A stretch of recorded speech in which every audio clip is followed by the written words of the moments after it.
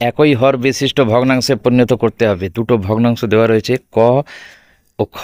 3 নম্বর প্রশ্নের ক ও খ ভগ্নাংশ দুটি হচ্ছে 1-এর 3, 1-এর 7। উপরেরটা দেখো লব, নিচেরটা হচ্ছে হর, অর্থাৎ 1 হচ্ছে লব, 3 হচ্ছে হর, 1 হচ্ছে লব, 7 হচ্ছে হর। তাহলে হর দুটো কি? 3 ও 7।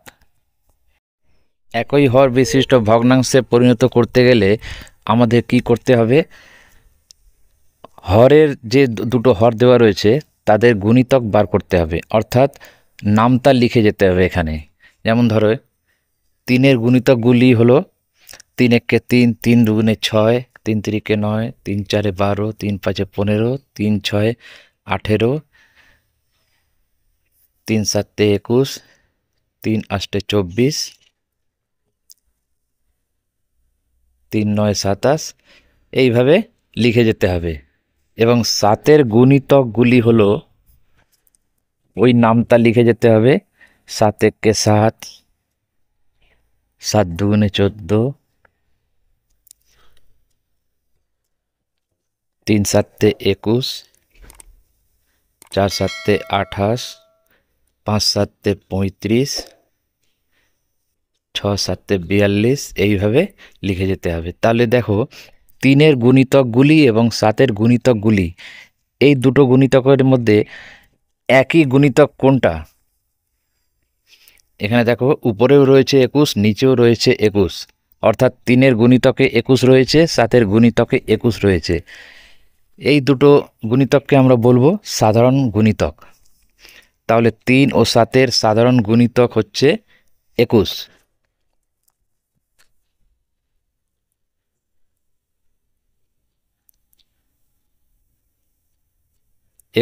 এরপর আমরা কি করব? 1-এর 3, 1-এর 7 যেটা রয়েছে, নিচে রয়েছে হর 3 ও 7। তাহলে 3-কে কত দিয়ে গুণ করলে 21 হবে? 3-কে 7 দিয়ে গুণ করলে 21 হবে। তাহলে নিচে যদি 7 দিয়ে গুণ করি, উপরেও 7 দিয়ে গুণ করতে হবে। 1-কে আমরা 7 দিয়ে গুণ করব, তাহলে হয়ে গেল 7-এর 21। একইভাবে 1-এর 7, 7-কে কত দিয়ে গুণ করলে 21 হবে? 3 দিয়ে। তাহলে নিচে যখন 3 দিয়ে গুণ করছি, উপরেও 3 দিয়ে গুণ করব, তাহলে হয়ে গেল 3-এর 21। এরপরে চলে আসছি 3-এর খ। 2-এর 5, 2-এর 8। এখানে দেখো 2 হচ্ছে লব, 5 হচ্ছে হর, 2 হচ্ছে লব, 8 হচ্ছে হর। তাহলে হর দুটি হলো 5 ও 8। তাহলে 5-এর গুণিতকগুলি লিখে যাব। নামতা 5-1-কে 5, 5-2-গুণে 10, 3-5-এ 15, 4-5-এ 20, 5-5-এ 25।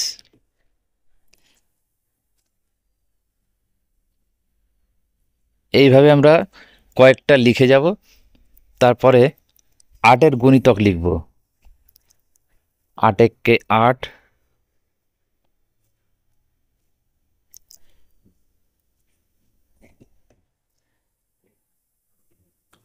8-এর গুণিতক হচ্ছে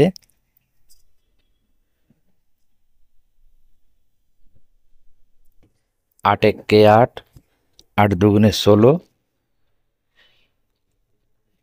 3-8-এ 24, 4-8-এ 32। এইভাবে আমরা নামতা যেভাবে লিখি আমরা সেইভাবে লিখে যাব। এরপর দেখো 5-এর গুণিতকগুলি এবং 8-এর গুণিতকগুলির মধ্যে একই গুণিতক কোনটা? এখানে দেখো মিলিয়ে দেখবে 40। 5-এর গুণিতকেও 40 রয়েছে আর 8-এর গুণিতকেও 40 রয়েছে। তাহলে এটা হচ্ছে সাধারণ গুণিতক। সাধারণ গুণিতক বলতে কি বোঝায়? দুটো গুণিতকের মধ্যেই রয়েছে। তাহলে 5 ও 8-এর সাধারণ গুণিতক হচ্ছে 40।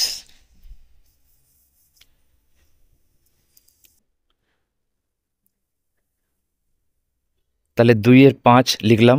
এবার 5-কে আমরা 40-এ নিয়ে যাব। কি করে? 5-কে 8 দিয়ে গুণ করব। যখন 8 দিয়ে গুণ করছি, তাহলে উপরে যে 2 রয়েছে, 2-কেও 8 দিয়ে গুণ করব, হয়ে গেল ষোলোর 40। এরপরে আসি 2-এর 8। 2-এর 8 হরের জায়গায় 8, 8কে আমরা 40-এ রূপান্তর করব। কিভাবে? 8কে 5 দিয়ে গুণ করব। যখন 5 দিয়ে গুণ করছি তাহলে 2কেও 5 দিয়ে গুণ করব। 10-এর 40।